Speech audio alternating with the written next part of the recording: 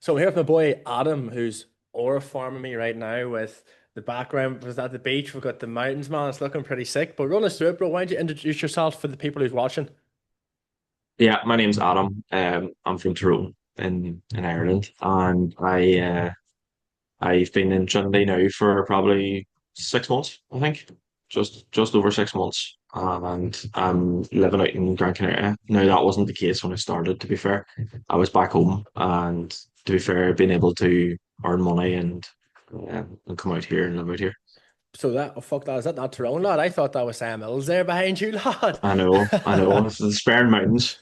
So talk me through the journey, bro, because you've been in now 6 months. Obviously, you're obviously like you're in the Canary Islands now, but talk me through kind of your journey, first of all, like before even coming in the Trinity in regards to the online space in general, man. Yeah, so it was something that I looked into for a while. Tried numerous things, learning online and YouTube and all that kind of stuff. I researched it for a while, tried it myself. To be fair, I did get a role, but I didn't have a clue what I was doing. So I wasn't performing, and it's a pretty cutthroat space that if you're not good enough, you'll soon find out. So I did research, and everything was kind of leaving you in cliffhangers. It wasn't really giving you the proper information that you needed to actually improve. Um, and then so obviously I knew of you, but I didn't actually know you. And then we got to chatting, and then we we kind of decided to have a call, and I decided I was ready to hop in. And within 3 weeks of joining, um, I had got my first role, and I was able to make more than make the same as I would um, from doing 40-hour weeks at my job, and then being able to move away as well.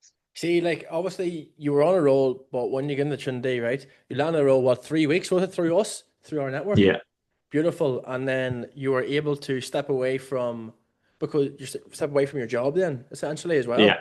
What was it you were doing, lad, for work before? So I worked in sales in a wholesale food company, so selling to like restaurants and bars, butchers, hotels, all that kind of stuff, and shops as well. And it was basically selling, all the products to them and dealing with customers. Yeah, easy, bro. So like you kind of already had that sales background, right? But even for you coming from a sales background, you said that the skill set for you still wasn't there when it came to this. It's pretty cutthroat. Like talk me through that. Like, did you not feel like you had the sales skills to thrive in this from the job? Yeah, well, to be fair, I probably thought I did, but it's completely different. Like it's completely different world in terms of what I was doing. It's a lot of customers, it's a lot of speaking to them, it's about building relationships, and it's not so much about actual techniques and tactics and how to actually sell and what to Yeah. actually do. And that's a lot different than skills that you can pick up and you can put into practice. And it's something that I didn't have, that I needed. And that's where a lot of people can get mistaken, that they think that because they're in sales or they've done this or they've done that, that they can do it, and it is completely different. And do you see, like, obviously, because a lot of people have this stereotype in their head that I work in sales, or the one I love, lad, I've sold at my car before. I can sell, right? And I'm like, you're smoking crack, first of all. But you see, for you, man, like, what actually was it though about like the job you were doing before that was, we'll say, maybe pushing you to want to get into something online?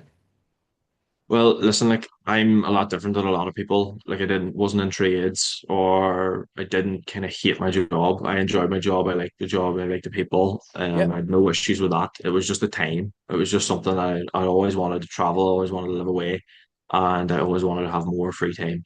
Like, you look at athletes, how good a shape they're in, or what they're eating, or what they're doing. It's because they have the time to do that, the time to Mm. make the effort. Whereas whenever you're away at 7 in the morning, back at 5, quick bite to eat, away to training, back sleep, and it's just the same thing over and over again. And with all the free time, you can do so much more. I love that, lad, because it's basically being able to focus on like your own health then because you have the time to do that. Yeah, Not so much you're going to work, you're friggin' having to get the hours in, rushing home in the evening, maybe going to the deli, picking something that's a bit shit, right? yeah, Because like that's like I know for me that was one of the things like the toxic trait of being in the trades even that I was in. I was like you were rushing to the shop or you were doing all these long hours, and then you weren't able to prioritize your health. You weren't able to structure your days around you. So obviously for you then like that's a big part, being able to structure your days, pretty much have that time freedom because that's something that you lacked Yeah, in big time in sales. But yeah. talk me through that then, right? In the 6 months you've been in Trinity, 3 weeks in you land your role. Talk me through that journey, bro. Yeah, so after 3 weeks, like you just said there, I landed the role and I went in and I started as a setter. Now I was setting for month and a half, I think. And as I was setting, they thought I was, well versed, well trained, and I knew my stuff. So they were interested in me closing because there was a few things going on where they couldn't, guys couldn't make it and stuff. So there was an opportunity there, and they said they thought that was good enough to go and close as well. So I was setting and closing. Beautiful. And then after a month and a bit, I transitioned into to just closing. And then I took off from closing for it then. So you started off appointment setting, right? Like they said, you were well versed, you had the skill set there. Then it just happened to be there was an opportunity for you to jump on and prove yourself as a closer. Yeah.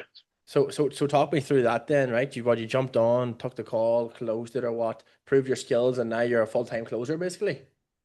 Yeah, so basically what happened was there was a space for to work in Australia, to work in Australian times. Now that's the middle of the night for us. So I thought, I thought I'm gonna give it a go. So what I was doing then, I was basically working from maybe 4 in the morning the Yeah. whole way through the night, and then I was going to my full-time job, and I was waking up, going to my work, coming back, having a nap, and then staying up the whole night. I'm doing that for about probably a month. Actually spending the whole time basically just working. That's all I was doing was working. And I knew that it was a good opportunity. Then my first call, I was a piss, so it was paid in full, if you don't know what that means. And it was basically just kicked me off then. So I was so Paid in excited full. to get How going. much did you close it for?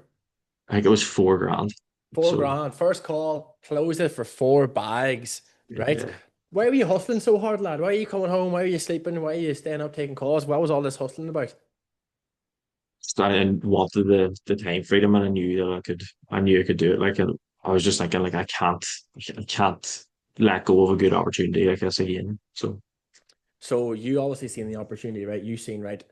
If I lock in here and dedicate a bit of time in the evenings and prioritize this, right? I know it can pay off. Well, like, bro, look fucking behind you, right?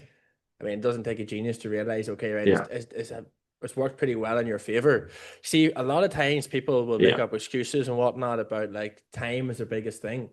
Clearly for you, bro, how many hours a week were you working in sales in your previous job? As in my own job, Yeah. in my previous job was 38 hours a week or 40 plus hours a week. It all was dependent. So 40 hours a week, and you're coming home, you're gymming, Yeah, and then you're taking yeah, calls all night in a trillion time zones.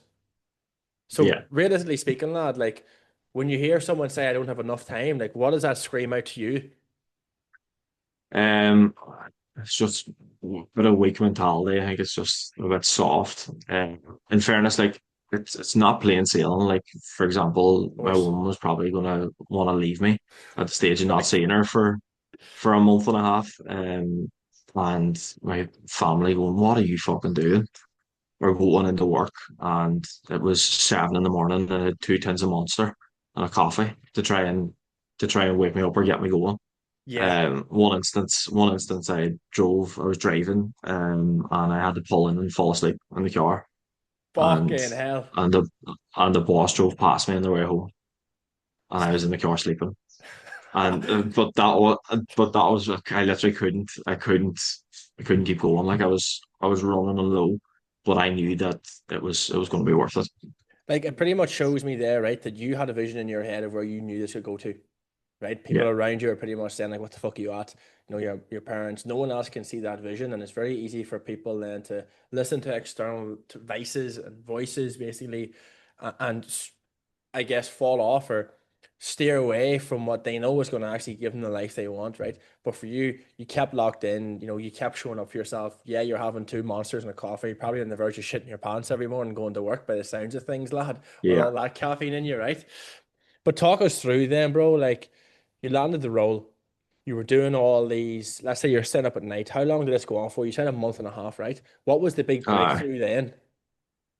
so basically, then there was a not a fallout, but one of the guys who owned part of the business was wanted to step away. He got a he got an opportunity that he didn't want to pass down on. Um, it was banking in London, so it was something that he wanted to do, and it was a good opportunity, and he just kind of parted ways. Now that left a space for somebody to jump in, and kind of we kind of had a discussion, and it made sense for me to become a co-owner of the business then. So you then transitioned from taking calls in the evenings, hustling at work, to now being a co-owner of the company that you started appointment setting for. Yeah, yeah, So what happened then, bro? Once you became co-owner, what was that? Was it like no more sleeping in the car on the hard shoulder, like no more sales job? Like what happened there? yeah. It was basically then got away. In between that kind of 2 3 week period, um, I was moving then. So as I got here, things were kind of a wee bit wobbly. And then I got sorted, and I was in and continued to take calls, continued to wake up in the morning, but I had my free time during the day. So instead of you know taking calls during the night, and then working all day, I was maybe waking up at 4 or 5 in the morning, taking calls to maybe 9, and then I had the full day to go to the gym, lie out in the sun, whatever it was, go for walks, play golf, and then Yes. at the end of the day, I was taking maybe 4 or 5 calls as well, and then you can do whatever you want after that. So once you became co-owner, bro, was that you made the moves now to where you're at in the Canary Islands? Yeah, so that was kind of, and I was because I was earning enough from closing, I was moving. I was moving. So as I was moving, it kind of happened, and it fell into place, and it's worked well so far. So now you're out in the Canary Islands, bro. You said there you've got the days around you, you're taking calls, you're playing golf. What's the handicap down to now? It's probably 14 at the moment. We So didn't yeah, single figures yet. so you've got a bit of time then to work on your swing then, lad, and get that handicap down a bit lower when it comes to the golf. Yeah, absolutely. Well, I'm getting lessons now too. I'm spending more time at the gym, but that's the perks you have time to do that. Like, For you, lad, like what's been the best thing that's happened then so far? And I don't mean like so much like sure I've replaced my income, like sure I'm making this amount a month, but let's say for you mentally, maybe like what's been the best thing? um, to be honest, I actually think that having the free time to lie by the pool or relax, and most importantly, go to the gym with full energy, and not going to the gym and putting in a session that you're like, geez, that was tough today because you're so tired from work. That's completely different. Like, and eating healthier, cooking my own food, Mm, not being deli food, because when you're out in the road, there is no other option really. Like, you yeah. can bring a lunch, like, and it's not going to fill you really. Um, but being able to eat healthier, like out here, I put on 7 kg more of muscle, and I've got a lot leaner, I've got a lot faster, got a lot stronger. And like for football ways and for sport ways, it's all good. Like, Happy days, man. One of the big things you talked about there was maybe the woman was on the verge of breaking up with you, lad, that month and a half you spent taking all these calls, right? Obviously she's with you in the yeah, Canary Islands now. yeah. Is she complaining now? Not one bit. She's not complaining But now one bit. Happy days. no, that's something to think about. Like, if it ever comes across, because it's the destination, not the journey. That's it, bro. And you see now, right? With where you're at, um, would there be any, I guess, advice you would give to someone who's maybe thinking about getting into the space?